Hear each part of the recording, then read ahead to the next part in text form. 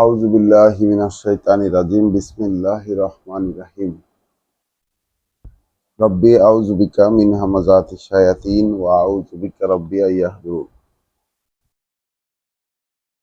কৃতজ্ঞতা এই বিশ্বজগতের সৃষ্টিকর্তা প্রতিপালকের প্রতি, যিনি আমাদেরকে এই ভোরবেলায় আরো একবার তার কিতাবের সম্মুখীন করেছেন, আমাদেরকে মুখোমুখি করে দিয়েছেন পরস্পরের, যেন আমরা তার কিতাব থেকে পরস্পর পড়তে পারি, শুনতে পারি, জানতে পারি, ভাবতে পারি।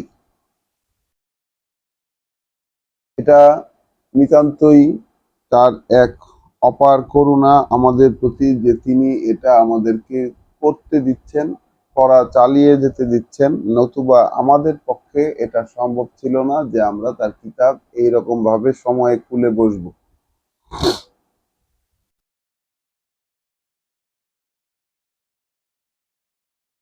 কৃতজ্ঞতা সেই বিশ্বজগতের সৃষ্টিকর্তা প্রতিপালকের প্রতি।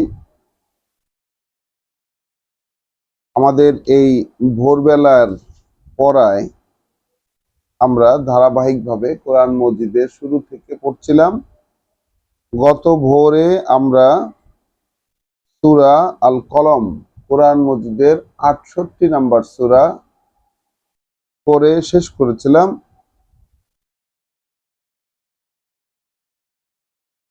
সেখানে আমরা শেষ আয়াতে দেখেছি,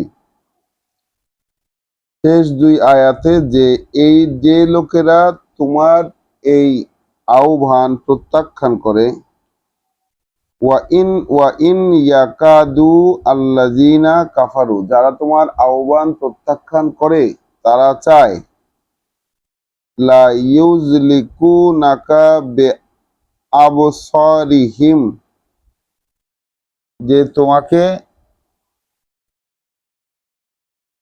তোমার মূলোৎপাটন করে ছাড়বে, অর্থাৎ তাদের দৃষ্টি দিয়ে তোমার অবস্থা 12টা বাজায় দিয়ে দিতে চায়, চোখ দিয়েই অবস্থা খারাপ করে দিতে চায়।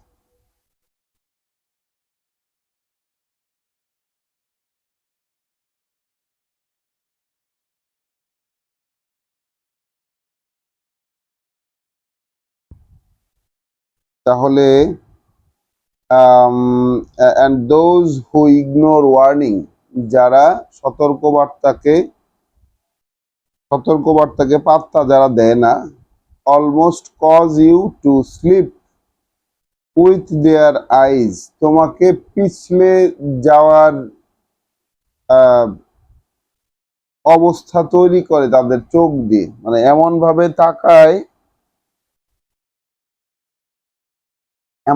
তাকায় যেন তাদের চোখের দৃষ্টি দিয়েই তোমাকে পিছলে দেবে, তোমাকে তোমার জায়গা, অবস্থান এবং কাজকর্ম থেকে সরিয়ে দেবে তাদের চোখের পাওয়ার দিয়ে। লাম্মা সামেউ আয-যিকরা, যখন তারা শোনে এই জিকির, যখন তারা শোনে এই স্মরণিকা, এই কথাগুলো, এই স্মরণিকা, এই পাঠ্য যখন তারা শোনে, তখন তারা তোমাকে চোখ দিয়ে এমন ভাবে তাকায় যেন চোখ দিয়েই তোমার সর্বনাশ করে দিবে। ওয়ায়াকুলুনা ইন্নাহু লামাজনুন, এবং তারা বলে যে এই ব্যক্তি আর কিছুই নয়, অবশ্যই এক পাগল, এই ব্যক্তি অবশ্যই এক পাগল বা আসরগ্রস্ত। ওয়ামা হুয়া ইল্লা যিকরুন লিল আলামিন, আসলে নয় এগুলো আর কিছুই এই বিশ্ববাসীর জন্য একটি পাঠ্য, একটি স্মরণযোগ্য, বিশ্ববাসীর মনে রাখার, বিশ্ববাসীর জন্য মনে রাখার বা বিশ্ববাসীর আত্মপরিচয় স্মরণ করিয়ে দেবার, এই কথাগুলো বিশ্ববাসীকে তার পরিচয় স্মরণ করিয়ে দেবার। তাহলে এই পৃথিবীতে আসলে আমরা সত্য কোনটা, এইটা জানতে পারবো না পুরোপুরি যতক্ষণ না আমরা এই জিকের, এই যে স্মরণ জাগানিয়া পাঠ্য, এটা পড়ে আমরা আমাদের যে মেমোরি এবং যে মেমোরি এবং যে আন্ডারস্ট্যান্ডিং এইটা যতক্ষণ না আমরা এই পাঠ্য পড়ে পড়ে এর সাথে অ্যালাইন্ড করে না নেব ততক্ষণ পর্যন্ত কিন্তু আমাদের প্রকৃত জ্ঞান, প্রকৃত জানা এবং প্রকৃত সত্য সম্পর্কে ততক্ষণ আমরা দূরে থেকে যাব, যতক্ষণ না কোরআন পড়ে এই কোরআন যে স্মৃতির দিশা দেয়, সেই দিশার সাথে যতক্ষণ না কানেক্টেড না হচ্ছি ততক্ষণ পর্যন্ত আমরা অস্পষ্টই থেকে যাব সত্য সম্পর্কে। তাহলে আজকের আমাদের পড়া কোরআন মজিদের 69 নম্বর সূরা, সূরা আল হাক্কা। সূরা আল হাক্কা একটি মাক্কি সূরা, অর্থাৎ মক্কায় অবতীর্ণ। আল হাক্কা মানে হচ্ছে সেই চূড়ান্ত সত্য ঘটনা বা অবশ্যম্ভাবী আমরা বলছি ওয়াকিয়া শব্দটি, যেটি হলো অবশ্যম্ভাবী ঘটনা। আর হাক্কা সেই একই ঘটনাকে নির্দেশ করে বলা হচ্ছে যে চূড়ান্ত সত্য ঘটনা। তাহলে চলুন শুরু করা যাক সূরা আল হাক্কা। পরম করুণাময় দয়ালু আল্লাহর পরিচয়ে। আল হাক্কা সেই সত্য ঘটনা, মা আল হাক্কা কি সেই সত্য ঘটনা?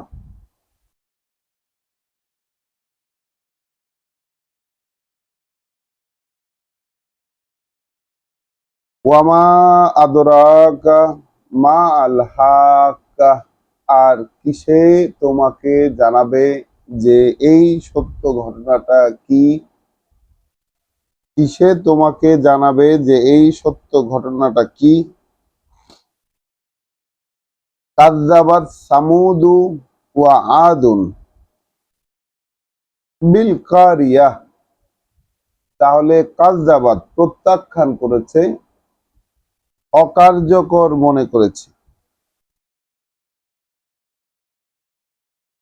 সামুদ এবং আদ, তাহলে সামুদ জাতি এবং আদ জাতি ওই মহাসত্যটাকে প্রত্যাখ্যান করেছে কি? বিল কারিয়া, সেই যে মহাপ্রলয়, এই যে এক দুর্যোগ যে হবে, যে প্রলয়টা হবে, সেই প্রলয়ের ব্যাপারটাকে তারা প্রত্যাখ্যান করেছে, ফাংশনাল মনে করেনি।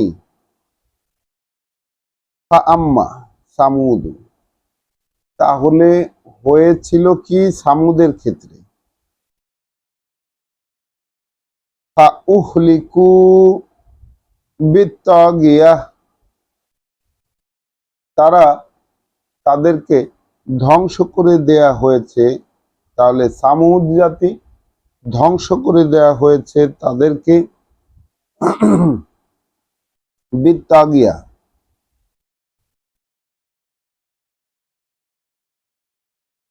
এক মহাবিস্ফোরণ দিয়ে, এক সীমা ছাড়ানো বিস্ফোরণ।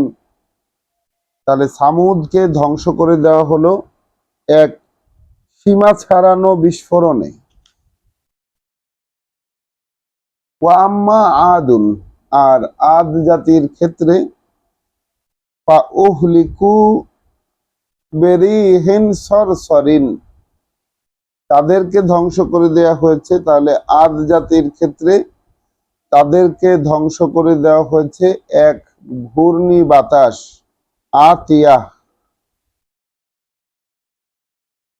তাদেরকে ধ্বংস করে দেওয়া হয়েছে এক ঘূর্ণি বাতাস,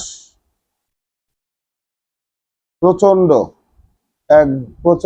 এক ঘূর্ণি বাতাস দিয়ে তাদেরকে ধ্বংস করে দেওয়া হয়েছে। তাহলে সামুদ জাতিকে ধ্বংস করা হয়েছে এক প্রচন্ড বিস্ফোরণ বা প্রচন্ড শব্দে, আর আদ জাতিকে ধ্বংস করা হয়েছে প্রচন্ড টর্নেডোর ঘূর্ণি বাতাসে। সাখারাহা আলাইহিম সাবা লায়ালিন ওয়া সামানিয়াতা আইয়াম, তাহলে ক্রমাগতভাবে ক্রমাগতভাবে কাজ করে গেছে তাদের উপর 7 রাত এবং 8টি দিন। তাহলে যেটাকে অর্থাৎ আদ জাতির কথা বলা হচ্ছে যে তাদেরকে ধ্বংস করেছে এক প্রচন্ড টর্নেডোর ঘূর্ণিবাতাস, প্রচন্ড টর্নেডোর ঘূর্ণিবাতাস, যেটা তাদের বিরুদ্ধে কার্যকর ছিল, যেটা তাদের বিরুদ্ধে কার্যকর ছিল 7 রাত এবং 8 দিন যাবত, যেটা হুসুমান,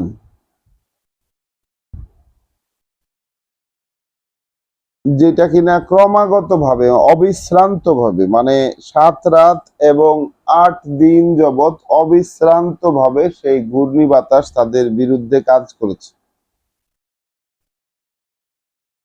ফাতারা আল কৌমা, সুতরাং তুমি যদি দেখতে, তাহলে দেখতে পেতে সেই গোষ্ঠীর লোকদেরকে ফিহা সরিয়া, যদি দেখতে পেতে, তুমি দেখতে পেতে কি তাদেরকে, সেই গোষ্ঠীর লোকেরা ইতস্তত বিক্ষিপ্ত ছড়িয়ে ছিটিয়ে পড়ে আছে, ইতস্তত বিক্ষিপ্ত ছড়িয়ে ছিটিয়ে পড়ে আছে।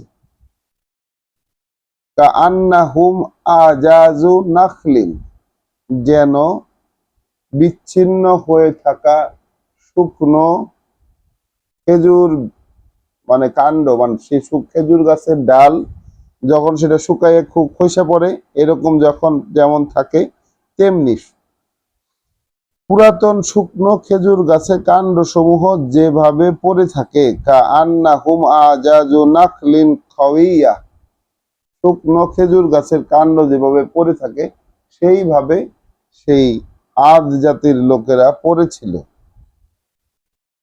ফাহাল তারা লাহুম মিন বাকিয়াহ, তাহলে দেখতে পাও কি তোমরা তাদের, দেখতে পাও কি তোমরা তাদের কেউ যে অবশিষ্ট আছে,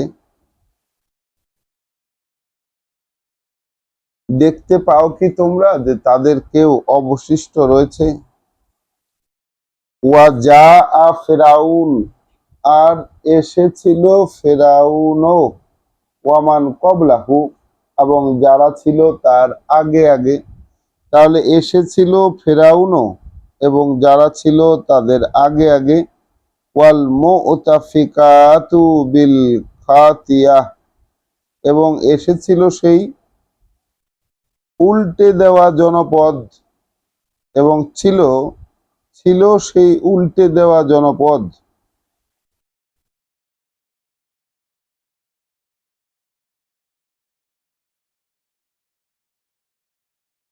কি পড়ছি আমরা? আমরা পড়ছি আয়াত 9 সূরা আল হাক্কা। ওয়া জা আ ফেরাউনু, এবং এসেছিল ফেরাউনও, ওয়ামান কবলাহু, এবং যারা ছিল তার আগে আগে।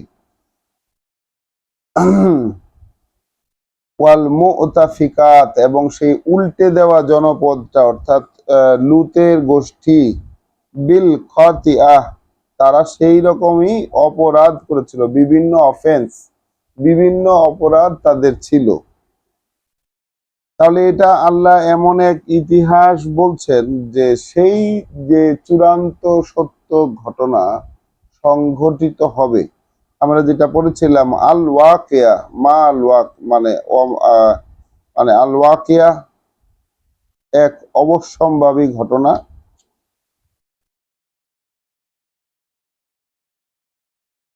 এক অবশ্যম্ভাবী ঘটনা। 56 নম্বর সূরা আল ওয়াকিয়া, এক অবশ্যম্ভাবী ঘটনা। সেইটা ইজা ওয়াকাতিল ওয়াকিয়া, যখন সেই অবশ্যম্ভাবী ঘটনা সংঘটিত হবে, লাইসা লে ওয়াকাতিহা কাযিবাহ, সেটা সংগঠন হওয়ার ব্যাপারে কেউ সেটাকে মিথ্যা মনে করতে পারবে না। খফিদাতান খফিদাতুন রাফিয়া, সেটা মানে নিচে নামানোর আবার উপরে তোলার, অর্থাৎ যে উঁচু ছিল তাকে নিচু করে দিবে, যে নিচু ছিল তাকে উপরে করে দিবে। ইজা রুজ্জাতিল আরদু রাজ্জা, যখন পৃথিবীকে এক চূড়ান্ত কম্পনে কাঁপিয়ে দেওয়া হবে, তাহলে সেই ওয়াকিয়া সূরাতে সেই অবশ্যম্ভাবী ঘটনারই বর্ণনা, আর এখানে হচ্ছে সেই চূড়ান্ত সত্যের বর্ণনা। চূড়ান্ত সত্য, এক চূড়ান্ত সত্য। কি সেই চূড়ান্ত সত্য? কিসে তোমাকে জানাবে? তাহলে কিসে তোমাকে জানাবে যে সেই চূড়ান্ত সত্যটা কি? যখনই আল্লাহ কোরআন মজিদে এই ফ্রেজটার উল্লেখ করেছেন যে কিসে তোমাকে জানাবে, তাহলে আমাদেরকে বুঝে নিতে হবে যে এই জ্ঞানটা অ্যাকচুয়ালি আল্লাহর বলে দেওয়া কথা ছাড়া অন্যান্য যা কিছু আছে সেটা সঠিক নয়। তার মানে কিসে তোমাকে জানাবে বললে বুঝতে হবে যে আল্লাহই একমাত্র জানার উপায় এই সম্পর্কে।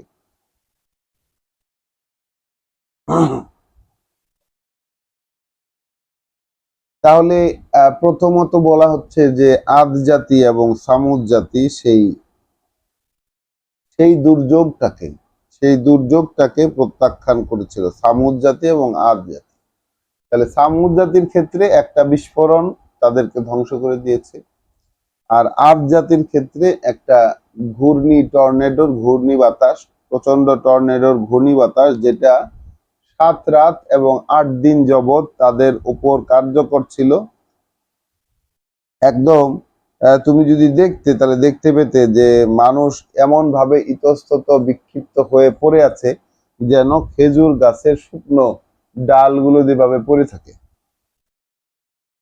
আচ্ছা, তাদের মধ্যে যারা এইভাবে ধ্বংসপ্রাপ্ত হয়েছে তাদের মধ্যে কাউকে তুমি এখন খুঁজে পাও কি, দেখতে পাও কি যে কোনো বাকিয়া, কোনো কোনো অবশিষ্ট কেউ রয়েছে? এমনি ভাবে ফেরাউনও এসেছিল তাদের পূর্বে। তাহলে ফেরাউনও এসেছিল তাদের পূর্বে, এবং সেই উল্টে ফেলা জনপদের লোকেরাও এসেছিল তাদের অপরাধ বিল বিল খতিআহ, যে সীমা লঙ্ঘন সমূহ, সেই সীমা লঙ্ঘন গুলো সহকারী তারা এসেছিল।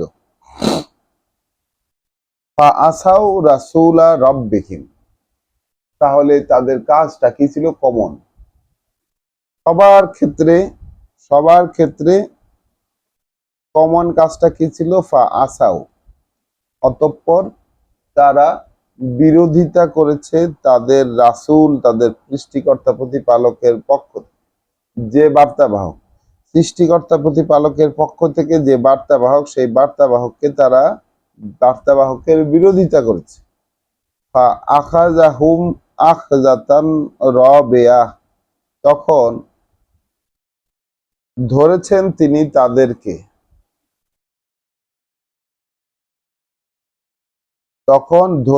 তিনি তাদেরকে সুপার পাসিং গ্রিপ, এক কঠোর কঠোর গ্রিপ দ্বারা। তাহলে ফা আখাযাহুম আখযাতান রাবিয়াহ, এক কঠোর যেই ধরা, সেই ধরা দিয়ে তিনি ধরেছেন।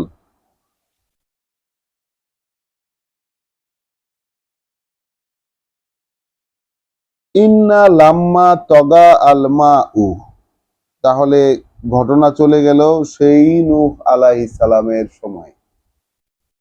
ইন্না লাম্মা তগা আলমা উ, কার্যত যখন পানি ছাড়িয়ে গিয়েছিল, যখন সীমা ছাড়িয়ে গিয়েছিল পানি, তাহলে যে বিপদ সীমা বা যেই সীমাটাই থাকুক, সেই সীমাটা যখন পানি মানে সেই সীমানাটা অতিক্রম করে ফেলেছিল, হামাল না কুম ফিল জারিয়াহ, এক বোঝাই করা নৌযানে তোমাদেরকে আমরা বহন করেছিলাম। এক বোঝাই হওয়া নৌযানে তোমাদেরকে আমরা বহন করেছিলাম। লে নাজ আলাহা লাকুম তাযকিরা, যেন বানিয়ে দিতে পারি তোমাদের জন্য এই বিষয়টিকে একটি স্মরণে রাখার একটি ঘটনা হিসাবে। ওয়া তাইয়াহা উজুনুন, এবং এবং এর স্মৃতি বহন করে যেন কান। তাইয়াহা উজুনুন ওয়াইয়াহ, এবং যেই স্মৃতিবাহক কান যেন এই স্মৃতিকে সংরক্ষণ করে। আমরা এই জায়গায় একটু থেমে একটু দেখব যে প্রথমে সামুদ জাতির কথা বললেন, এরপর আদ জাতির কথা বললেন, এরপর ফেরাউনের কথা বললেন, এবং উল্টে দেওয়া জনপদ, যে জনপদটাকে উল্টে দেওয়া হয়েছিল সেই জনপদের কথা বললেন। এসব কিছু বলে চলে গেলেন একেবারে ইতিহাসের শুরুর দিকের ঘটনায়। হযরত নূহ আলাইহিস সালাম, তার সময়ে যখন পানি তার সীমাকে অতিক্রম করেছে, তখন আমরা তোমাদেরকে বহন করেছি এক বোঝাই হওয়া নৌযানে, এবং এই ঘটনাটিকে বানিয়ে দিয়েছি তোমাদের জন্য এক শিক্ষাপ্রদ ঘটনা হিসাবে, একটা মনে রাখার মতো একটা ঘটনা, তাজকিরা, যেটা তোমরা পরস্পর জিকির, পরস্পর আলোচনার মধ্যে রাখবে, এমন একটা ঘটনা বানিয়ে দিয়েছি। ওয়া তাইয়াহা উযুনুন ওয়াইয়াহ, এবং যেন বহন করে জেনারেশন থেকে জেনারেশনে এই কান, এই কানটা যেন মানুষের সেই স্মৃতিচিহ্ন জেনারেশন টু জেনারেশন ক্যারি করে নিয়ে যায়। ফাইজা নুফিখা ফিস-সূরে, এরপর যখন ফু দেওয়া হবে সেই প্রলয় বাসিতে। ফাইজা নুফিখা ফিস-সূর, যখন ফু দেওয়া হবে সেই প্রলয় বাসিতে। নাফখাতুন ওয়াহিদাহ, একটি মাত্র বাঁশি। তাহলে সেই প্রলয় বাসিতে একবার যখন ফু দেওয়া হবে, প্রলয় বাসিতে একবার যখন ফু দেওয়া হবে, সেই একটি মাত্র ফু। ওয়া হুম্মিলাতুল আরদু, এবং ওয়া হুমিলাতিল আরদু ওয়াল জিবালু, এবং তখন তুলে ধরা হবে এই জমিনকে এবং ওই পর্বতমালা গুলোকে। তাহলে পর্বতমালা যত আছে, জমিন যত আছে, সেই বাঁশিতে ফু দেওয়ার পরে ওগুলোকে তুলে ধরা হবে। ফাদুক্কাতা দাক্কান, তারপর ধ্বংস করে সেগুলোকে একেবারে গুঁড়ো গুঁড়ো, চূর্ণ বিচূর্ণ বানিয়ে দেওয়া হবে। ওয়াহেদা, যেটা একটাই মাত্র আঘাতে সেগুলোকে চূর্ণ বিচূর্ণ করে দেওয়া হয়। চূর্ণ বিচূর্ণ, দুক্কাতা দাক্কান। ফায়াউমাইজিন ওয়াকাতিল ওয়াকিয়া, তাহলে সেই দিনকে সংঘটিত হবে সেই অবশ্যম্ভাবী সংঘটিত হবার ঘটনাটি।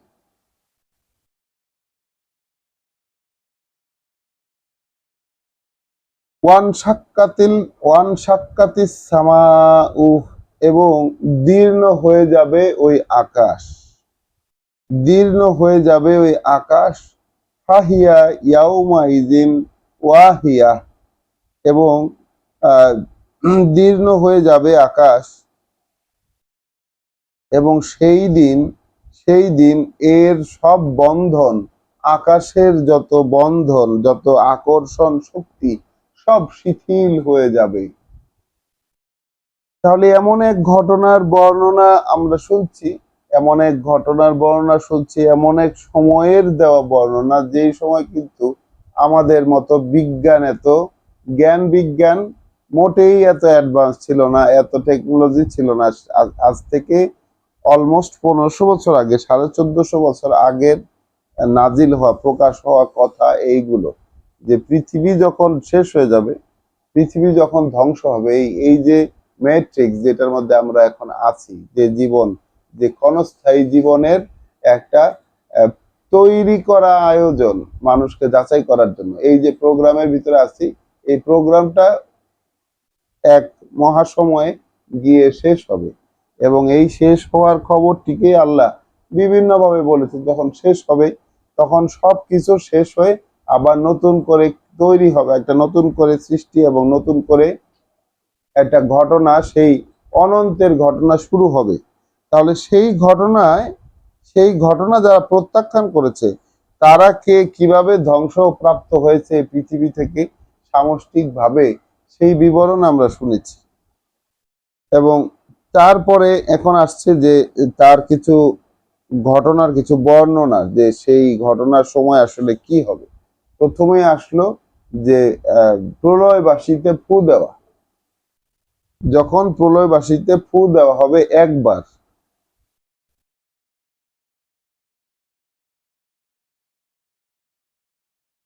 তখন উঁচুতে উঠে যাবে এই জমিনটা উঁচুতে উঠে যাবে, পর্বত গুলা উঁচুতে উঠে যাবে, এবং সেগুলাকে একটা আঘাতে চূর্ণ বিচূর্ণ করে দেওয়া হবে। এবং তখন সেই অবশ্যম্ভাবী ঘটনাটি সংঘটিত হবে। তখন সেই অবশ্যম্ভাবী ঘটনাটি সংঘটিত হবে যেদিন আকাশ বিদীর্ণ হয়ে যাবে এবং এর যত বন্ধন ছিল, অর্থাৎ যত আকর্ষণ সংক্রান্ত বলের কারণে, এটা যে একটা নিয়মের মধ্যে চলতো, এই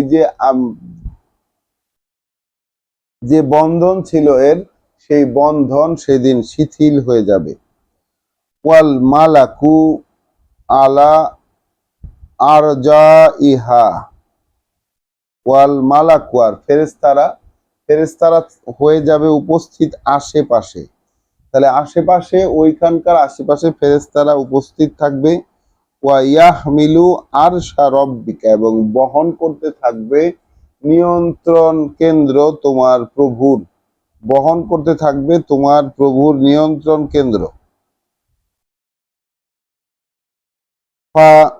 ফাওকা হুম, তাদের উপরে। তাহলে তাদের উপরে তারা তাদের প্রভুর যে নিয়ন্ত্রণ কেন্দ্র, এটা বহন করবে সেই দিন।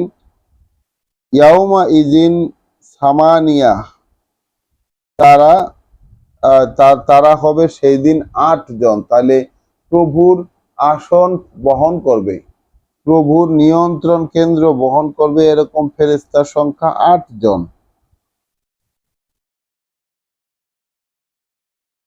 ইয়াউমা ইজিন ইউরাদুনা, সেদিন সেদিন তোমাদেরকে উপস্থিত করা হবে, সেদিন তোমাদেরকে উপস্থিত করা হবে।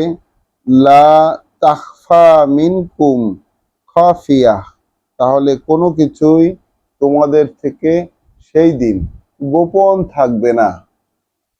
তাহলে এই পৃথিবীতে অনেক কিছুই আমাদের কাছে গোপন থেকে যায়, অনেক কিছুই অধরা রহস্য হিসাবে থেকে যায়।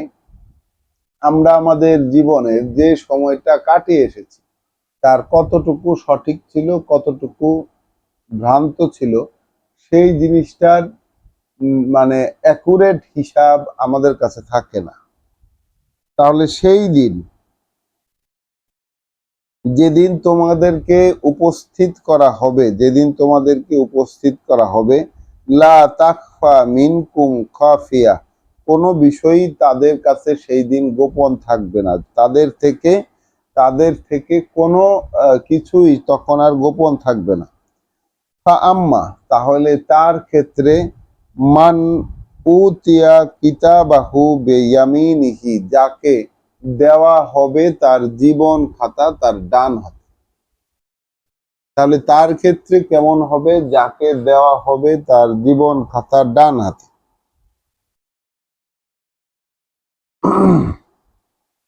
আয়াকুলু, তখন সেই ব্যক্তি যে ডান হাতে তার জীবন খাতাটা পেল, সে বলবে, হা উমু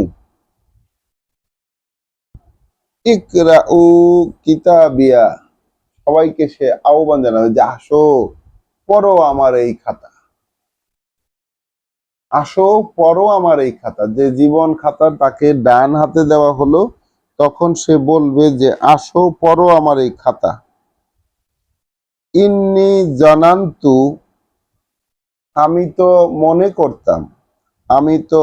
করতাম, আমার তো এই ধারণা করতাম আমি, আন্নি মুলাকিন হিসাবিয়া, যে আমাকে সামনাসামনি হতে হবে হিসাবে। তাহলে আমি মনে করতাম, আমি ধার্তব্যে নিতাম যে আমাকে মুখোমুখি হতে হবে হিসাবের।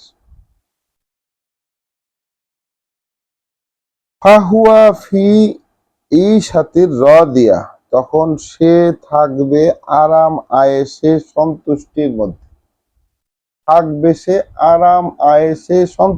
মধ্যে, তাহলে আরাম আয়েশে সন্তুষ্টির মধ্যে যে থাকছে, তাকে তো ডান হাতে দেওয়া হলো আমলনামা, তাকে তার যে জীবন খাতার হিসাব, এটা তাকে ফেরত দেওয়া হলো ডান হাতে। এখানে তার বিষয়টা কেমন? তার বিষয়টা এখানে একটি কথা বলা, সেটি হচ্ছে সে ভাবতো যে তাকে হিসাবের সম্মুখীন হতে হবে। তাহলে মানুষ তাহলে এই ভিত্তিতে দুই ক্যাটাগরিতে ভাগ করা যায়, যে আমাকে হিসাবের সম্মুখীন হতে হবে, আমি আমার প্রত্যেকটা কাজে, আমার জীবন চলার প্রত্যেকটা মুহূর্তে এইটা আমি ভাবতে পারতাম। এই সক্ষমতা মানুষের আছে যে সে এটা ভাবতে পারে চাইলে, যে তাকে হিসাবের সম্মুখীন হতে হবে এই বিষয়টা। তাহলে যে এরকম ভাবতে পেরেছে যে তাকে হিসাবের সম্মুখীন হতে হবে, তার জন্য থাকবে আরাম আয়েশ, সুখ সন্তুষ্টি। ফি জান্নাতিন আলিয়া, এক উচ্চ মর্যাদার যে বনভূমি, সেই বনভূমির মধ্যে তাদেরকে রাখবে। ফাতুফুহা কুতুফুহা দানিয়া, ফল সমূহ গুচ্ছ আকারে ঝুলে থাকবে। কুতুফুহা দানিয়া, ফলসমূহ সেই বাগিচায় ঝুলে থাকবে। কুলু ওয়াশরাবু, খাও এবং পান করো। হানিআন, খাও এবং পান করো যেভাবে খুশি। বিমা আসলাফতুম ফিল আইয়ামিল খালিয়া, যে তোমরা অতীতকালে, আয়াত আমরা পড়ছি আয়াত 24 সূরা আল হাক্কা। তাহলে ইট অ্যান্ড ড্রিঙ্ক, খাও এবং পান করো। উইথ স্যাটিসফ্যাকশন, সন্তুষ্টি সহকারে। তাহলে দেখেন, আমরা এই পৃথিবীতে খাই এবং পান করি, সবসময় আমাদের এই পৃথিবীর খাওয়া এবং পান করার মধ্যে সন্তুষ্টি কিন্তু থাকে না, পরিতৃপ্তি থাকে না। তাহলে সেই সময় যা কিছু খাবে, আল্লাহর হুকুম অনুযায়ী মানুষ যা খাবে, যা পান করবে, তার মধ্যে সে তৃপ্তি পাবে। আল্লাহ বলছেন খাও এবং পান করো তৃপ্তি সহকারে। বিমা আসলাফতুম,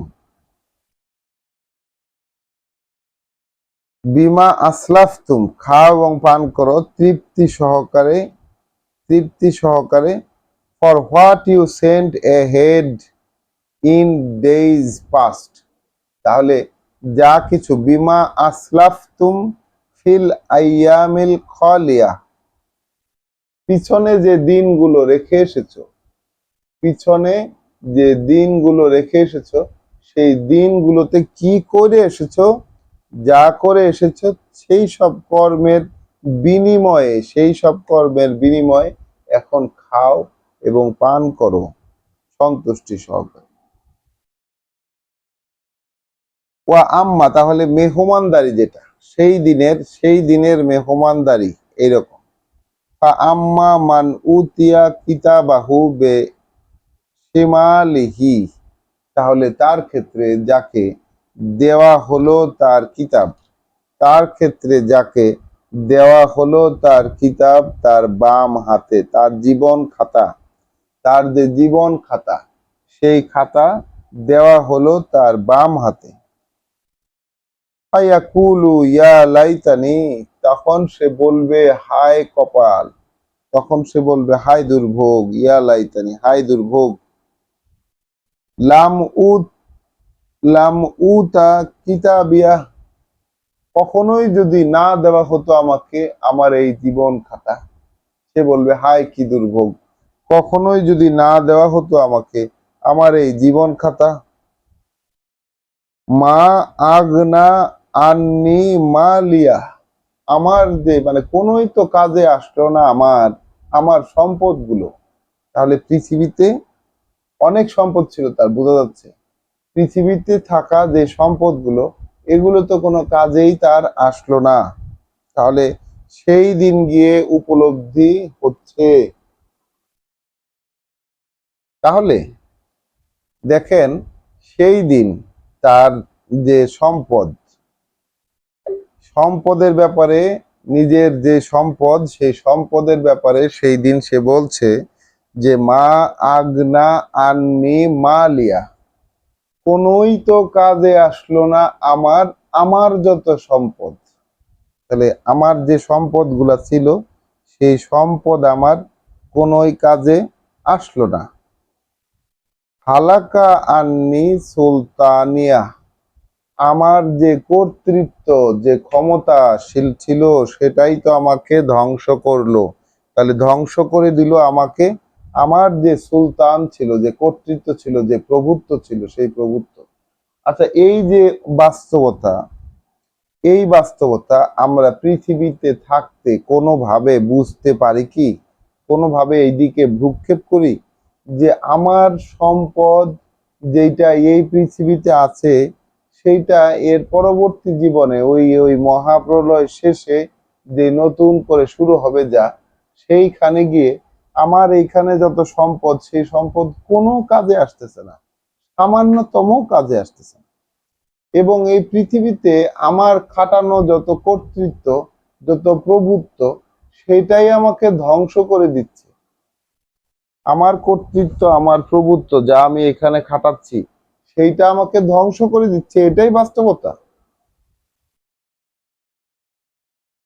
দেখেন আমরা এই পৃথিবীতে এই জীবনে থাকা অবস্থায় এই কথাগুলো আল্লাহ কেন আমাদেরকে জানাচ্ছে?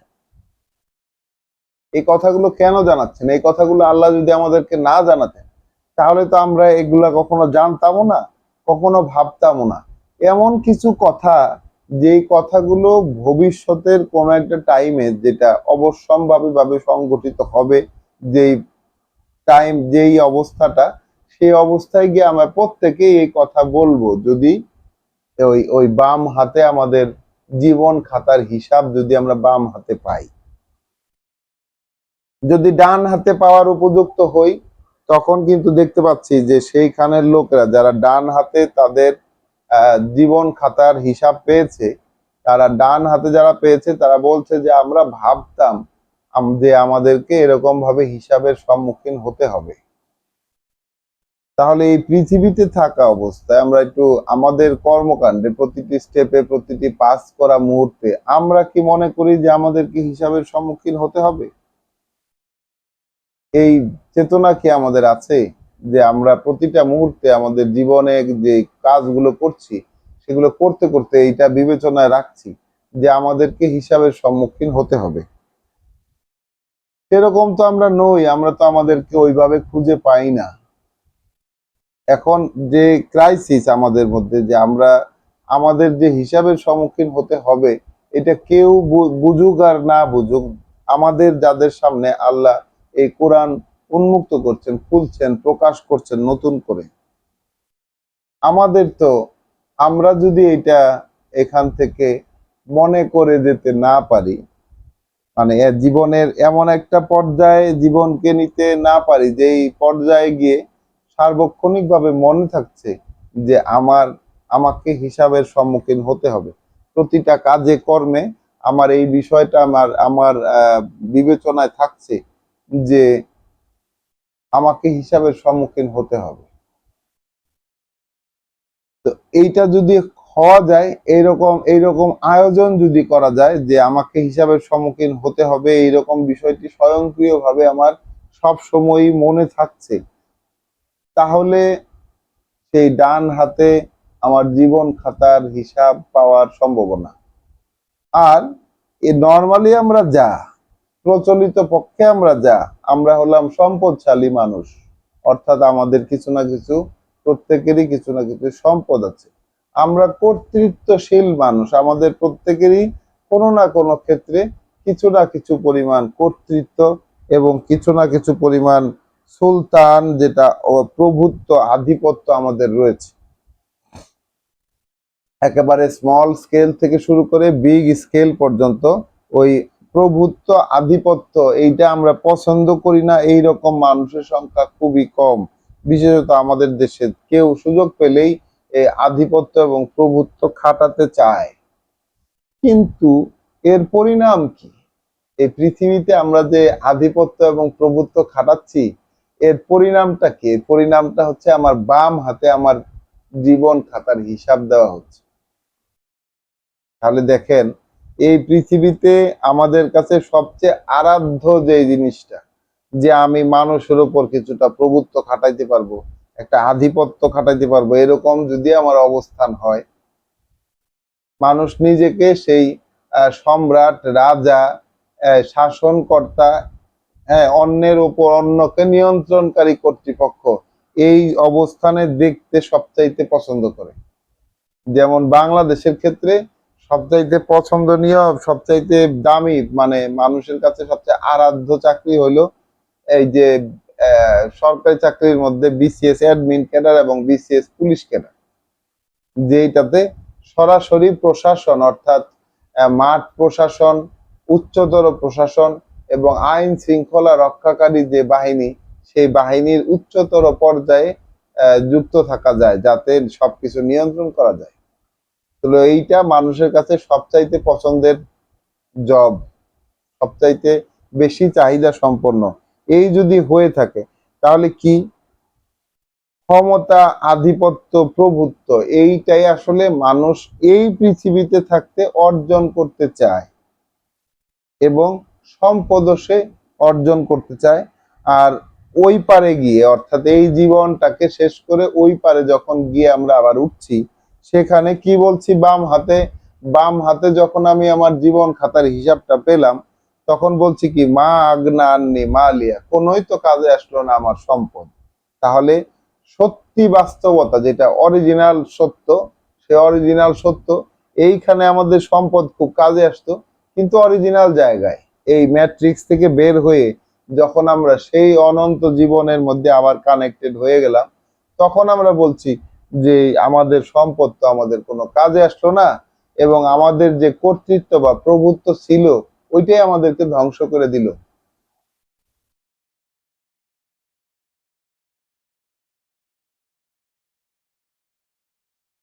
খুজুহু, ধরো ওকে, আল্লাহ বলছেন ধরো ওকে। ফাগুল্লুহু, তারপর ফাঁস লাগাও, তাকে ধরো এবং ফাঁস লাগাও। সুম্মা ফি সিলসিলাতিন যারউহা সাবউনা দিরাআন, তারপর বেঁধে ফেলো তাকে। ফাসলুকুহু, তারপর বেঁধে ফেলো তাকে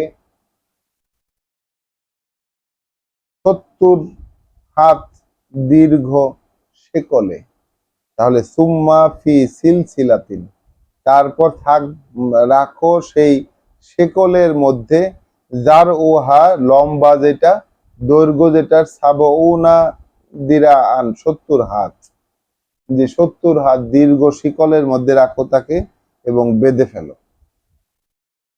ইন্নাহু কানা, সে তো ছিল এমন, লা ইউমিনুনা বিল্লাহিল আযীম, বিশ্বাস করতো না। সে তো ছিল এমন, বিশ্বাস করতো না ওই একজন মান্যকে, মানে সবচেয়ে বড় হিসাবে, আল্লাহকে। আল্লাহ মানে একজন মান্য, আল আজিম মানে সবচাইতে বড়, সবচেয়ে মহান, সবচেয়ে মহান হিসাবে সে আল্লাহকে, সবচেয়ে বড়, সবচেয়ে মহান হিসাবে সে সে আল্লাহকে বিশ্বাস করতো না। তার কাজে কর্মে, ফাংশনালি, মুখে হয়তো বলতো যে অবশ্যই আল্লাহ সবচেয়ে বড়, আমরা তো প্রতিনিয়ত আল্লাহু আকবার আল্লাহু আকবার বলি, আল্লাহু আকবার, আল্লাহকে আকবার অর্থাৎ সবচেয়ে বড় এন্টিটি হিসাবে ঘোষণা দেই, কিন্তু কাজে কর্মে সেই সবচেয়ে বড় এন্টিটির কথাগুলোকে কখনোই আমরা গুরুত্ব দেই না, তার আদেশ নিষেধ কি এটা আমরা জানার চেষ্টা সচরাচর করছি না। তাহলে ওই যে আল্লাহ যে আজিম সবচেয়ে বড় বা মহান সবচেয়ে, এই বিষয়টা তারা বিশ্বাস করত না। ওয়ালা ইয়াহুদ্দু আলা তোআমিল মিসকিন, এবং দরিদ্রদেরকে, মিসকিনদেরকে, তোআম অর্থাৎ খাবার খাওয়ানোর ব্যাপারে, দরিদ্রদেরকে খাবার খাওয়ানোর ব্যাপারে তারা উৎসাহ দিত না। ওয়ালা আর না ইয়া ইয়াহুদ্দু ইয়াহুদ্দু তারা না উৎসাহ দিত আলা এই ব্যাপারে যে তো আমিল মিসকিন খাবার খাওয়ানো মিসকিনদেরকে, অর্থাৎ অভাবী দরিদ্রদেরকে খাবার খাওয়ানোর ব্যাপারে তারা কখনো উৎসাহ দেয়নি, তারা কখনো উদ্বুদ্ধ করেনি। তাহলে দেখেন কিসের সাথে আল্লাহ কোন জিনিসকে অ্যাটাচ করছেন। যারা বাম হাতে তাদের জীবন খাতার হিসাব পেয়েছে তাদের ক্ষেত্রে কি কি বৈশিষ্ট্য আমরা বের করতে পারছি। 1 নাম্বার বৈশিষ্ট্য হচ্ছে, বলছে আমার সম্পদ কোনো কাজে আসলো না, তাহলে তার সম্পদ ছিল। আমার সুলতান আমাকে ধ্বংস করে দিল, তার মানে তার কর্তৃত্ব ছিল, তার সম্পদও ছিল, তার কর্তৃত্বও ছিল। তাহলে তার সম্পদ কোনো কাজে আসেনি, তার কর্তৃত্ব তার প্রভুত্ব তাকে ধ্বংস করে দিয়েছে। আর সে ছিল এমন যে বিশ্বাস করতো না আল্লাহকে আজিম অর্থাৎ সবচেয়ে মহান, সবচেয়ে আল আজিম, সবচেয়ে মহান, সবচেয়ে বড় এই হিসাবে সেই একজন মান্য যিনি আল্লাহ তাকে মনে করতো না। তারপর কি করেনি সে, তারপর যেটা করেনি সেটা হচ্ছে মিসকিনদেরকে খাবার খাওয়াতে উৎসাহ দেয়নি। এই বিষয়টিকে এই বিষয়টিকে আমরা একটু সিরিয়াসলি দেখব, সিরিয়াসলি দেখব। সম্পদ আছে, কর্তৃত্ব আছে, মিসকিনদেরকে খাবার খাওয়ানোর ব্যাপারে অর্থাৎ সমাজের যে দরিদ্র পোর্শন সেই দরিদ্র পোর্শনকে খাবার খাওয়ানোর ব্যাপারে কখনো উৎসাহ দেয়নি। আসলে উৎসাহ দেয় কিভাবে? নিজে করার মাধ্যমে মানুষকে উৎসাহ দেয়, নিজে করার মাধ্যমে মানুষকে উৎসাহ দেয়। এই ধরনের কাজ কখনো আদেশ দিয়ে কিন্তু উৎসাহ হয় না, নিজে করলে তখন আরেকজনকে দেখানো সম্ভব হয়। তাহলে কি তারা কখনো উৎসাহ দেয়নি দরিদ্রকে খাবার খাওয়াতে? ওয়ালা ইয়াহুদ্দু ফালাইসা লাহু, আয়াত 35, ফালাইসা লাহু আল ইয়াউমা হা হুনা হামিম, তাহলে হবে না তার জন্য আজকের দিনে, তাহলে হবে না তার জন্য আজকের দিনে এখানে কোনো বন্ধু, তাহলে সেইখানে কোনো বন্ধু থাকবে না সেই দিন, সেইখানে এই ধরনের লোকের কোনো বন্ধু থাকবে না যারা দরিদ্রদেরকে খাবার খাওয়ানোর ব্যাপারে কখনো অংশগ্রহণ, কখনো উৎসাহ, এই সংক্রান্ত ব্যাপার তাদের ছিল না। কখনো বলতে এটা তো একটা কন্টিনিউয়াস জব, দরিদ্রদেরকে খাবার খাওয়ানো এটা একটা কন্টিনিউয়াস জব, এই কন্টিনিউয়াস জবে তারা কখনো মানে এই ব্যাপারে তারা উৎসাহ বোধও করে নাই, দেয়ও নাই কাউকে উৎসাহ। তাহলে সেই দিন কোনো বন্ধু নাই তাদের, দরদি বন্ধু।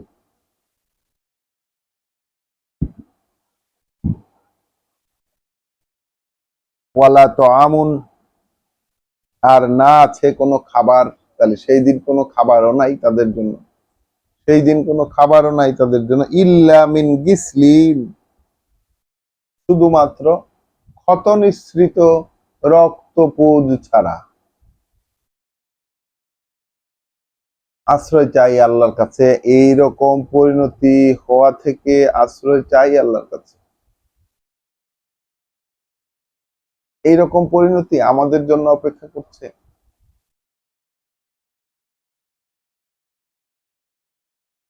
এইরকম পরিণতি আমাদের জন্য অপেক্ষা করছে?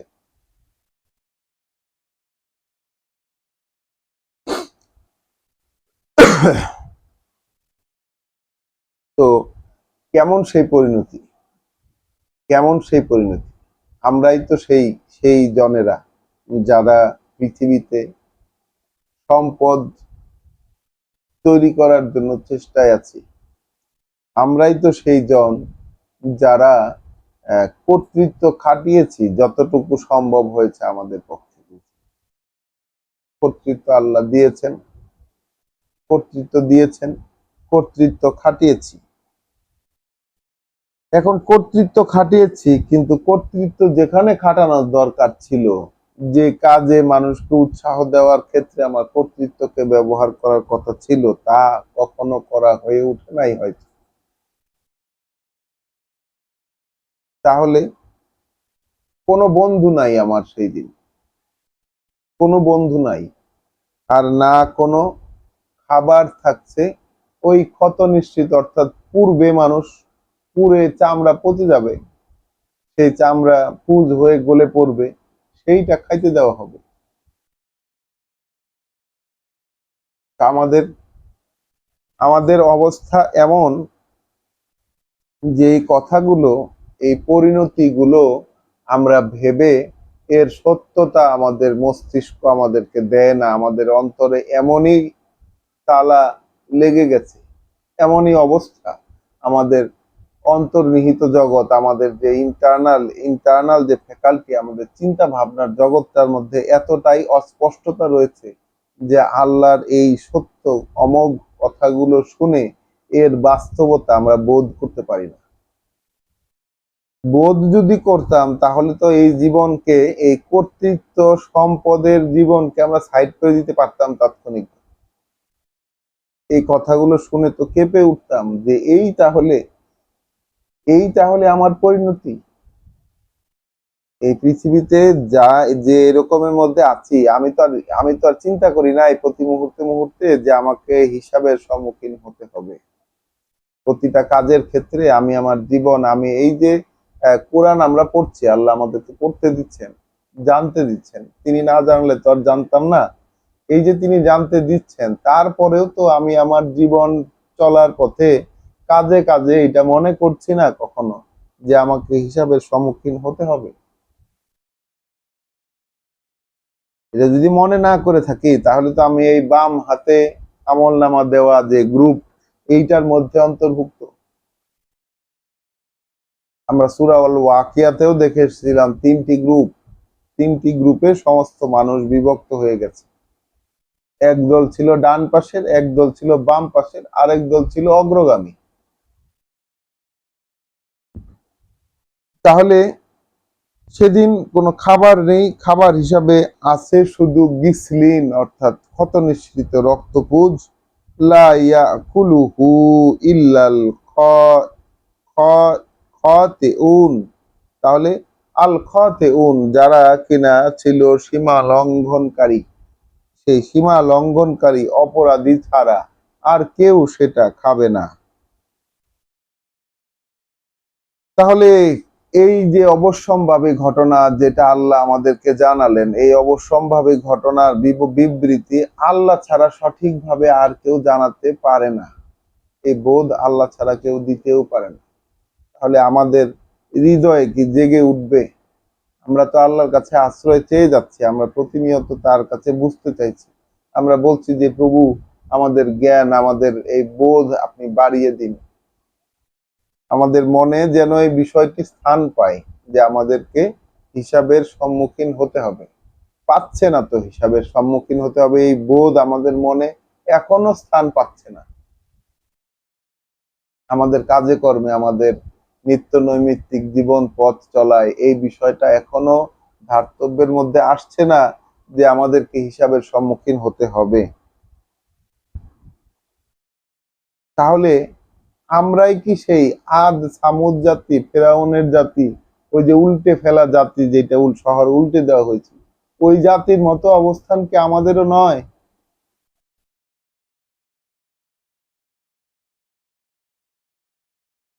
আয়াত 38, ফালা উকসিমু বিমা তুবসিরুন, তাহলে নয়, তাহলে নয়, কসম করছি আমি, কসম করছি আমি যা তোমরা দেখতে পাও তার। তাহলে কসমটা কে করছেন? কসম করছেন আল্লাহ। আল্লাহ কসম করছেন বা শপথ করছেন। কিসের কসম করছেন বা কিসের শপথ করছেন? আল্লাহ বলছেন যা তোমরা দেখতে পাও তার শপথ, তার কসম। ফালা উকসিমু বিমা তুবসিরুন, যা তোমরা দেখতে পাও সেইগুলোর শপথ। ওয়ামা লা তুবসিরুন, এবং যা দেখতে পাও না তারও শপথ। যা দেখা যায় তারও শপথ, যা দেখতে পাও না তারও শপথ। ইন্নাহু লাকাউলু রাসূলিন কারীম, এইগুলো অর্থাৎ এই যা কিছু ইনফরমেশন জানানো হলো, এইগুলো হচ্ছে একজন সম্মানিত রাসূলের কথা। কওলু রাসূলিন কারীম, একজন সম্মানিত রাসূলের কথা। তাহলে কোন সে রাসূল? এই কথাগুলো কোন রাসূলের কথা? সম্মানিত রাসূলের কথা। এখন এই কোরআনের কথাগুলো আমরা বলি আল্লাহর কথা, আর আল্লাহ বলছেন এইগুলো রাসূলের কথা। তাহলে এই রাসূল কি কোন রাসূল? এটা কি ফেরেশতা রাসূল নাকি মানুষ রাসূল? ওয়ামা হুয়া বেকাউলি শাইরিন, এখানে একদম স্পষ্ট হয়ে গেল যে এটা মানুষ রাসূলের কথা। অর্থাৎ মোহাম্মদ রাসূলুল্লাহ এই কথাগুলো বলে গেছেন, এবং এই কথাগুলো রাসূলের কথা হিসেবে আল্লাহ স্বীকৃতি দিয়েছেন যে রাসূল, রাসূল হিসাবে যে কথাগুলো বলবে একজন বার্তাবাহক, একজন রাসূল তার রেসালাত, তার তার মূল দায়িত্ব হিসাবে যে কথাগুলো বলবে, সেই কথাগুলো হচ্ছে এই কথাগুলো। এই কথাগুলো যখন বলবে তখনই আসলে সে রাসূল, ভাইস ভার্সা। তাহলে ইন্নাহু লাকাউলু, এই সমুদয় অবশ্যই বলা কথা, রাসূলিন কারীম, একজন রাসূলের যিনি সম্মানিত, একজন সম্মানিত বার্তাবাহকের বলা কথা। ওয়ামা হুয়া বিকাউলি শাইরিন, এগুলো কোনো কবির কথা নয়। তাহলে কবি তো জড়িত আমাদের এই বাস্তবতার সাথে, আমাদের এই পৃথিবীর বহিঃপ্রকাশের সাথে কবি এবং কবিতা জড়িত। তাহলে এগুলো কোনো কবির কথা নয়। কালিলান মা তুমিনুন, খুব সামান্যই তোমরা বিশ্বাস করে থাকো। তাহলে আল্লাহর কথা এবং রাসূলের কথা আসলে একই, পার্থক্য আছে কোনো? যদি পার্থক্য করেন তাহলে সে আপনি কাফেরে পরিণত হবেন, চূড়ান্ত অগ্রাহ্যকারীতে পরিণত হবে। যদি আল্লাহ এবং রাসূলের কথার মধ্যে কোনো পার্থক্য করেন, যেটা আমাদের ধর্ম করেছে, আল্লাহর কথা একটা, রাসূলের কথা আলাদা। আল্লাহর কথা হচ্ছে কোরআন, রাসূলের কথা হচ্ছে হাদিস। মানে কেমন ব্যাপার? সরাসরি সরাসরি আল্লাহর কথার লঙ্ঘন আসলে মানুষ যে কিভাবে করে তার একটা উদাহরণ হচ্ছে এটা। আল্লাহ বলে দিচ্ছেন এইগুলাই হচ্ছে রাসূলের কথা, রাসূলিন কারীম, এক সম্মানিত রাসূলের বার্তাবাহকের বার্তা। এগুলো কোনো কবির কথা নয়, খুব সামান্যই তোমরা বিশ্বাস করে থাকো।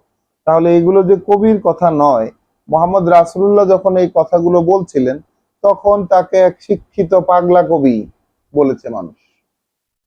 কারণ এই কথাগুলোকে কোনোভাবেই, এই কথাগুলোকে কোনোভাবেই মানে কোনোভাবেই মানুষ মোকাবেলা করতে পারতো না। এই কথাগুলো মোকাবেলা করার ক্ষমতা ছিল না কারোরই। তখন মানুষ রাসূলকেই শিক্ষিত পাগলাটে কবি বা খেপাটে কবি, শায়রিন মাজনুন, একজন খেপাটে কবি হিসাবে আখ্যা দিত। এবং এই কথাগুলো মাক্কি যে সূরাগুলো, সেগুলো যেহেতু কিছুটা ছন্দবদ্ধ, ছন্দে ছন্দে অবতীর্ণ, একটা আয়াতের সাথে পরবর্তী আয়াতে একটা ছান্দিক মিল আছে, তাকে কবি বলতো। তাহলে আল্লাহ বলছেন এগুলো হচ্ছে রাসূলের কথা, কিন্তু সে কোনো কবি নয়, এগুলো কোনো কবির কথা নয়। খুব সামান্যই তোমরা এটা বিশ্বাস করতে পারো, বিশ্বাস করে থাকো। ওয়ালা বেকৌলে কাহিনিন, নয় এগুলো কোনো গণৎকারের কথা, এগুলো কোনো গণৎকারের কথা নয়, অর্থাৎ বিভিন্ন ভাগ্য গণনা, সময় গণনা ইত্যাদি গণনা করে বের করে নির্ণয় করা কোনো কথা এগুলো নয়। কালিলান মা তাযাক্কারুন, এটা ওই যে তোমরা পরস্পরে আলোচনা করো না, খুব সামান্যই, মানে এগুলো খুব সামান্যই তোমরা আলোচনা করো, পারস্পরিক আলোচনা, এই কথাগুলো পরে একে অপরের সাথে বলা বলি করা। এই যে এক অবশ্যম্ভাবী ঘটনা, এই অবশ্যম্ভাবী ঘটনা কি, সেইখানে যে মানুষের কি অবস্থা হবে, এইটা যদি সমাজে মানুষের মধ্যে পরস্পর বলা বলি, একেবারে ফ্রিলি পরস্পরকে বলার প্রচলন যদি সমাজে আমাদের থাকতো, তাহলে তো অন্তত মানুষ এইটা ছোট কাল থেকেই জেনে জেনে বড় হতো যে ভাই আমার যে হিসাব হবে, এই কথাটা যদি আমি পৃথিবী থেকে না ভেবে বিদায় নেই, তাহলে আমার কিন্তু অবস্থা খারাপ হয়ে যাবে। আর যদি বাম হাতে আমার জীবন খাতা পাই, এইটা কিন্তু সবাই জানে যে ডান হাতে আমলনামা দেওয়া, বাম হাতে আমলনামা দেওয়া। ইসলামের অন্তর্ভুক্ত যারা, ইসলাম ধর্ম যারা পালন করে, মুসলিম বলে নিজেদেরকে যারা পরিচয় দেয়, তারা সবাই জানে যে এরকম একটা দিন হয়তো আসবে। আমি বলছি কি হয়তো, মানুষ পোষণ করে একটা ধারণা পোষণ করে কিয়ামতের ব্যাপারে, যে হয়তো আসবে এরকম একটা দিন। এবং যেহেতু সেইটাকে মানুষ দেখতে পায় অনেক দূরে দেখতে পায় জিনিসটাকে, তখন মনে করে যে আচ্ছা এত দূরে, যেহেতু এতটাই আনসার্টেইন, সেহেতু আচ্ছা কি হবে এটা দেখা যাবে, কি হবে এটা দেখা যাবে, এরকম মানুষ মনে করে। এখন যদি আমাদের সমাজে এই ধরনের এই কথাগুলোর পরস্পরে বলা বলি করার সুযোগটা থাকতো, পরস্পরে বলা বলি করার প্রচলনটা থাকতো, তাহলে হয়তো আমরা ছোট থেকে এই বিষয়গুলোকে জেনে জেনে বড় হতাম যে আমার সম্পদ কোনো কাজে আসবে না, আমার এখানকার ক্ষমতা প্রতিপত্তি সেইটাই আসলে আমাকে ধ্বংস করে দিচ্ছে, আমাকে এখন এইখানে থাকা অবস্থায় আমাকে ধ্বংস করে দিচ্ছে। তাহলে আমার করণীয় কাজ ছিল যে অভাবী দরিদ্রদেরকে খাবার খাওয়ানো এবং এইটাতে মানুষকে উৎসাহ প্রদান করা, এই ছিল আমার কাজ। তো এটা তো আমি আর কখনো করি নাই। তো সেইখানে গিয়ে আমার কোনো বন্ধুও নাই, এইখানে তো আমার হাজার হাজার বন্ধুর অভাব নাই, আমার এলাই এর অভাব নাই, কিন্তু ওইখানে গিয়ে আমার আর কোনো এলাই নাই। তাহলে এইগুলো সেই রাসূল ইন কারিম, এক সম্মানিত রাসূলের কথা, এগুলো কোনো কবির কথা নয়, তোমরা খুব সামান্যই বিশ্বাস করে থাকো। এগুলো কোনো গণৎকারের কথাও নয়, খুব সামান্যই তোমরা পরস্পরে আলোচনা করে এর রিফ্লেকশন, এর প্রতিফলন ঘটাতে পারো। তানজিলুন মিন রব্বিল আলামিন, পর্যায়ে পর্যায়ে নেমে আসেছে, পর্যায়ক্রমিক ভাবে অবতরণ হয়েছে, মানে এক পর্যায়ক্রমিক অবতরণ সৃষ্টিকর্তা প্রতিপালক, এই বিশ্ববাসীর যিনি সৃষ্টিকর্তা প্রতিপালক তার পক্ষ থেকে। তাহলে এই কথাগুলো ক্রমে নেমে আসা কথা, ক্রমে একটু একটু করে নেমে আসা কথা, সৃষ্টিকর্তা, বিশ্বজগতের সৃষ্টিকর্তা প্রতিপালকের পক্ষ থেকে। ওয়ালাউ তাকাওয়ালা আলাইনা বাদাল আকাবিল, তাহলে যদি সে, অর্থাৎ যে এই কথাগুলো বলছে, রাসূলের কথা আল্লাহ বলছে, যদি সে বলতো আমাদের ব্যাপারে যা বলা হয়েছে সেটার বাইরে কোনো কিছু,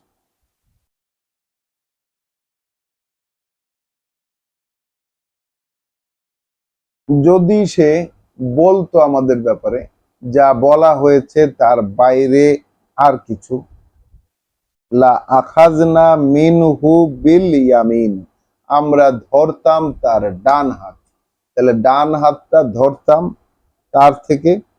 সুম্মা লা কাতানা মিনহু আল ওয়াতিন, এবং তার কণ্ঠশিরা আমরা ছিন্ন করে দিতাম। তাহলে ডান হাতটা ধরতাম, তার ডান হাত মানে কি, তার সমস্ত সামর্থ্যটাকে আমরা ধরতাম এবং তার জীবন শিরাকে আমরা ছিন্ন করে দিতাম। এটা কে বলছেন? এটা আল্লাহ বলছেন।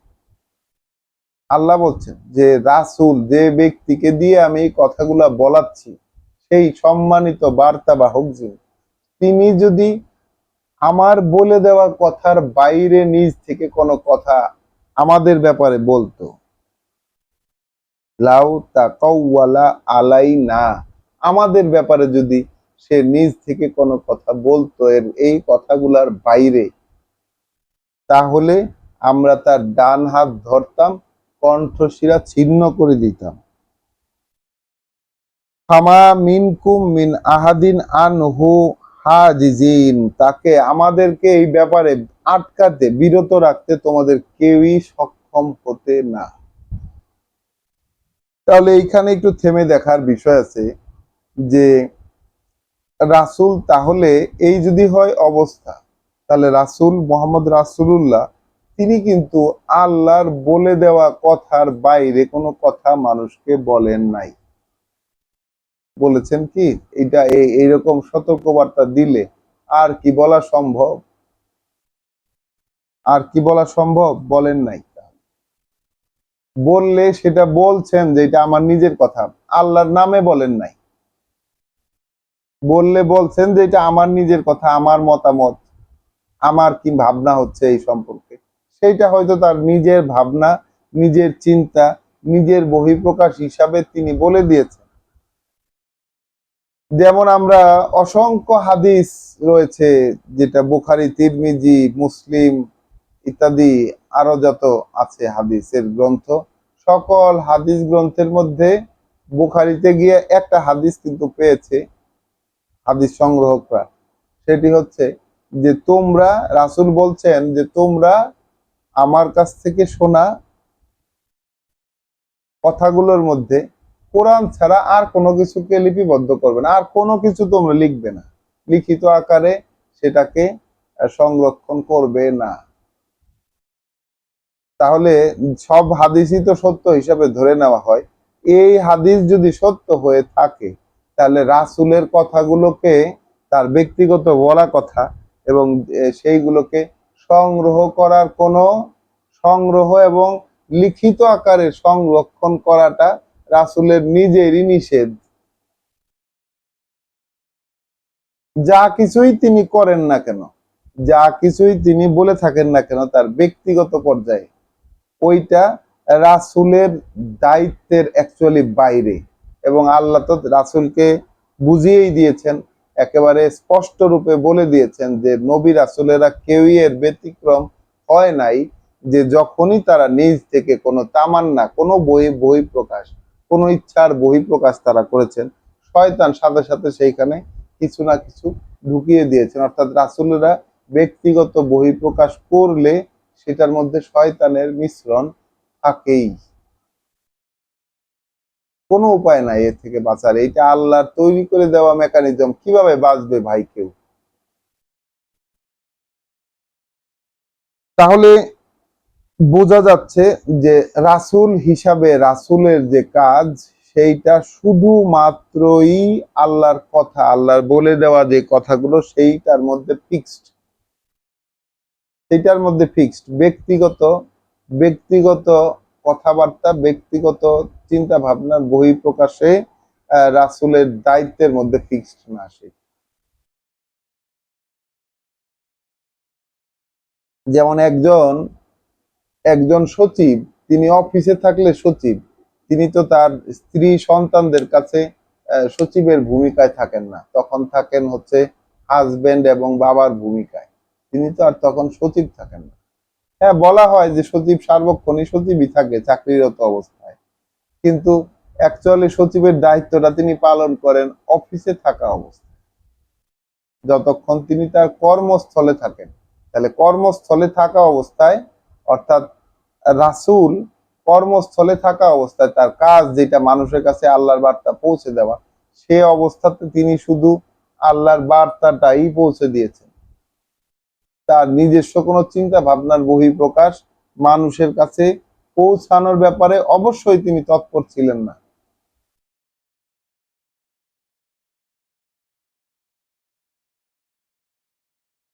তাহলে ফামা মিনকুম মিন আহাদিন আনহু হাজিজিন, এই অবস্থা থেকে অর্থাৎ তার হাত ধরে কণ্ঠশিরা যে ক্যাট করে কেটে দিব, এই এই কেটে দেওয়ার ব্যাপারে কেউ কিন্তু তোমরা আমাকে বিরত রাখতে পারতে না, আল্লাহ বলছেন।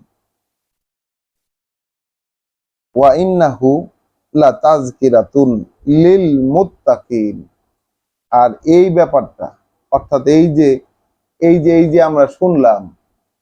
আমরা শুনলাম যে এইগুলো সব সম্মানিত রাসূলের কথা, এগুলো কোনো কবির কথা নয়, এগুলো কোনো গণৎকারের কথা নয়।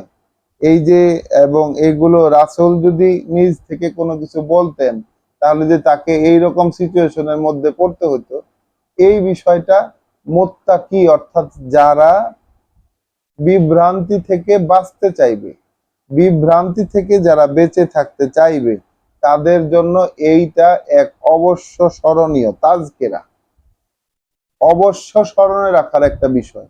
তাহলে এই বিষয়টা আমরা স্মরণে, আমরা মুসলিম হিসাবে যারা নিজেদেরকে পরিচয় দেই, এই সূরা হাক্কা তো আমরা নামাজে পড়ি ঠিকই, কিন্তু যেহেতু আমরা মুখস্থ নামাজ পড়ি, সেহেতু এই কথাগুলো আমাদেরকে কখনো চিন্তার উদ্রেক আমাদেরকে ঘটায় নাই, আমাদের এই মুসলিম জগতে চিন্তার উদ্রেক ঘটায় নাই, না হলে তো মানুষ মুখে মুখে আলোচনা করত।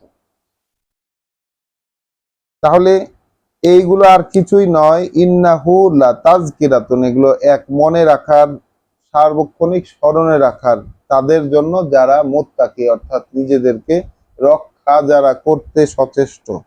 ওয়া ইন্না লা না'লামু, আর এই বিষয়টা আমরা তো জানি, আল্লাহ বলছেন আমরা তো জানি, আন্না মিনকুম মুকাজ্জিবিন, যে তোমাদের মধ্যেই অর্থাৎ যারা এই কথা শুনতে পাচ্ছে, যাদের সামনে এই কথাগুলো উপস্থাপিত হচ্ছে, তোমাদের মধ্যেই কিন্তু মুকাজ্জিবিন প্রত্যাখ্যানকারী, পাত্তা না দেওয়া লোক আছে। তাহলে রাসূলের সাথে থেকে এরকম পাত্তা না দেওয়া লোকেরা কিন্তু ছিল। রাসূলের সমস্ত সাহাবাদেরকেই তো আমাদের ধর্ম খুব প্রচন্ড পরিমাণ সমীহ করেন। তাহলে আল্লাহ কি বলছেন সেইটাকে সত্য হিসাবে আমরা দেখলে কি দেখব? তাহলে তোমাদের মধ্যে আছে মুকাজ্জিবিন, অর্থাৎ এই কথাগুলো যাদের সামনে বলা হচ্ছে তাদের মধ্যে মুকাজ্জিবিন আছে, পাত্তা দিচ্ছে না এমন লোক আছে। ওয়া ইন্নাহু লাহাসরাতুন আলাল কাফিরিন, আর এই কথাগুলোই কাফেরদের উপরে অর্থাৎ যারা গ্রাহ্য করবে না তাদের উপরে হতাশা এবং দুঃখের কারণ হয়ে দাঁড়াবে, তাদের উপরে তাদের ক্ষেত্রে হতাশা এবং দুঃখের কারণ হয়ে দাঁড়াবে, হাসরাতান এক আক্ষেপের কারণ হয়ে দাঁড়াবে। ওয়াইন্নাহু লাহাক্কুল ইয়াকিন, আর এই সমুদয় এমন এক বাস্তবতা যেটা নিশ্চিত, মানে হবেই হবে, এমন এক বাস্তবতা। আল্লাহ তো জোর দিয়ে বলছেন এমন এক বাস্তবতা যেটা হবেই হবে। এখন আমরা কি এটাকে বাস্তব হিসাবে গ্রহণ করতে পারবো কিনা, সেই অনুমতি আমরা আল্লাহর কাছ থেকে চেয়ে নিতে পারবো কিনা, যে এই বিষয়টাকে এইরকমই আমরা বাস্তব, এইরকমই আমরা চোখের সামনে এনে আমরা বিষয়টাকে দেখে বিশ্বাস করতে পারবো যে হ্যাঁ আমার সাথে আসলে সামনে এইটাই ঘটতে চলছে। এখন আমরা কি সেইখানে দুঃখ এবং হতাশার অবস্থায় গিয়ে পড়তে চাই? এই যে সামনে আমাদের জন্য দুঃখ এবং হতাশা অপেক্ষা করছে, এই অবস্থায় কি আমরা যেতে চাই যে আমরা ওখানে গিয়ে দুঃখ এবং হতাশার মধ্যে থাকব? পৃথিবীতে আমাদের জীবনের যা আয়োজন, তাতে ওই দুঃখ হতাশার মধ্যে আমাদের থাকার আয়োজন হবে, এটা নিশ্চিত। আমরা বুঝতে পারলাম আজকের এই অংশটুকু পড়ে।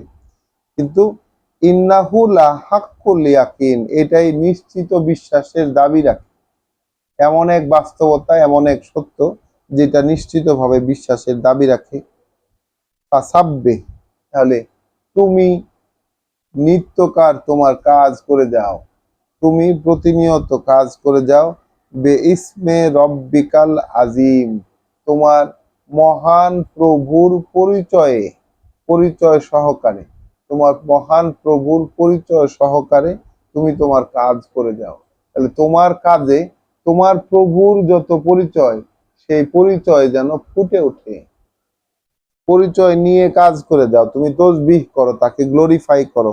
কি বিষয়টা আসলে কি, ম্যাগনিফিকেশন করো, গ্লোরিফিকেশন করো, তাকে বড় করে তোলো। এই বিষয়গুলো আসলে কি? তার মানে আমার কাজে কর্মে যেন আমার প্রতিনিয়ত যে কাজ, আমার নিত্যকার, আমার প্রত্যেক মুহূর্তের যে কাজ, এই কাজে কর্মে যেন তিনি আমার কাছে বড়, এই বিষয়টা প্রকাশিত হয়। আল্লাহ এটাই কিন্তু চান, এইটাকেই প্রেসক্রিপশন হিসাবে দিচ্ছেন যে এর বিপরীতেই তো আমরা অবস্থান করছি।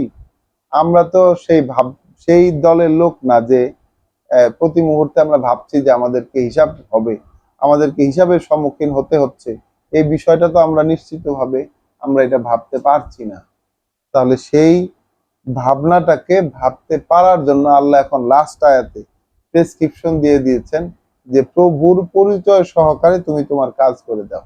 তোমার কাজের মধ্যে যেন প্রভুর পরিচয়টা প্রকাশিত হয়। আলহামদুলিল্লাহ, সূরা আল হাক্কা কোরআন মজিদের 69 নম্বর সূরা আমরা পড়ে আমাদেরকে শেষ করতে দিলেন আল্লাহ। আমরা কিন্তু কোরআন মজিদের 29 নম্বর পাড়ায় অবস্থান করছি। অর্থাৎ আর 30টা খণ্ডের যদি কোরআনকে বিভক্ত করে, তার 29 নম্বর খণ্ডে অর্থাৎ শেষের একদম কাছাকাছি আমরা চলে এসেছি। সামনে যেই ছোট সূরাগুলো আসবে তখন হয়তো আমরা এক পড়াতে একাধিক সূরা হয়তো পড়লেও পড়তে পারবো। তাহলে আজকের এই পড়ায় আমরা যে সেই অবশ্যম্ভাবী সত্য ঘটনা, সেই যে সূরা আল ওয়াকিয়া এবং সূরা আল হাক্কা, এই দুটো সূরাকে এবং সূরা আল কারিয়া সামনে গেলে আমরা পাবো, এই 3টা সূরাকে একত্র করে পড়ে দেখা উচিত আমাদের, যেন সহজভাবে আরো স্পষ্টভাবে আল্লাহ আমাদেরকে বুঝতে দেন। তাহলে আজকের পড়া আমরা এই জায়গায় থামাবো। আমাদের এই সকালবেলার, আমাদের ভোরবেলার যে কোরআন আল ফাজর, এখানে আমরা শেষ করব। যে সূরা আল হাক্কা আমরা পড়লাম। আমরা আল্লাহর কাছে প্রতিনিয়ত এই বিশ্ববাসীর যিনি সৃষ্টিকর্তা প্রতিপালক, আমাদের যিনি মান্য, তার কাছে যেহেতু তিনি আমাদের অভিভাবক, আমরা পড়েছি ইন্না ওয়ালি আল্লাহ, আমার অভিভাবক হচ্ছেন আল্লাহ, এবং তিনি ইয়াতাওয়াল্লাহ সালিহিন, যারা সঠিক করতে চায়, যারা নিজেকে সংশোধন করে নিতে চায়, তিনি তাদের সাথে সম্পর্ক তৈরি করেন, তিনি তাদের সাথে সম্পর্ক তৈরি করেন, তিনি তাদের সাথে জুড়ে যান। তাহলে আমরা তো চাই, আমরা প্রতিনিয়ত এটাই তো চাচ্ছি, যেন আল্লাহ আমাদের সাথে সম্পর্ক তৈরি করেন, তিনি যেন আমাদের অভিভাবক, আমাদের পথ চলার সঙ্গী তিনি যেন হয়ে ওঠেন, এই অনুমতি যেন তিনি আমাদেরকে দেন। রব্বানা লা তুজিগ কুলুবানা বাদা ইজ হাদাইতানা ওয়া হাব লানা মিন লাদুনকা রাহমা ইন্নাকা আনতাল ওয়াহ্হাব। হে আমাদের প্রভু, আপনি আমাদেরকে, আমরা যদি করতে গিয়ে ভুল করে ফেলি, আমরা যদি করতে ভুলে যাই, তাহলে আমাদেরকে আপনি পাকড়াও করবেন না, বরঞ্চ আমাদেরকে ওই ধরনের কোনো বোঝা আমাদের উপর আপনি চাপিয়ে দিয়েন না যেটা বইবার সক্ষমতা আমাদের নেই। যেমন বোঝা আপনি আমাদের পূর্ববর্তীদের ওপর চাপিয়েছিলেন, বরং আমাদের ওপর থেকে অভিযোগ আপনি উঠিয়ে নিন, আমাদেরকে ক্ষমা করে দিন। আমাদের উপর থেকে অভিযোগ উঠিয়ে নিন, আমাদেরকে ক্ষমা করে দিন। আপনিই তো আমাদের অভিভাবক, আপনিই তো আমাদের অভিভাবক, এবং যারা আপনার আহ্বান অগ্রাহ্য করে, যারা আপনার আহ্বান অগ্রাহ্য করে, তাদের বিপরীতে থাকা অবস্থায় আপনি আমাদেরকে সাহায্য করুন। আসসালামু আলাইকুম ওয়া রাহমাতুল্লাহ।